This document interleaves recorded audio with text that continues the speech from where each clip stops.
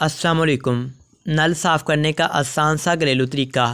अक्सर हमारे किचन और वाशरूम में मौजूद नल इस कदर इस्तेमाल होते हैं और इस पर इतना पानी पड़ता है कि इन्हें जंग लग जाता है और यूँ ये बदनुमा लगते हैं, जिसकी वजह से किचन और वाशरूम बदनुमा लगने लगते हैं।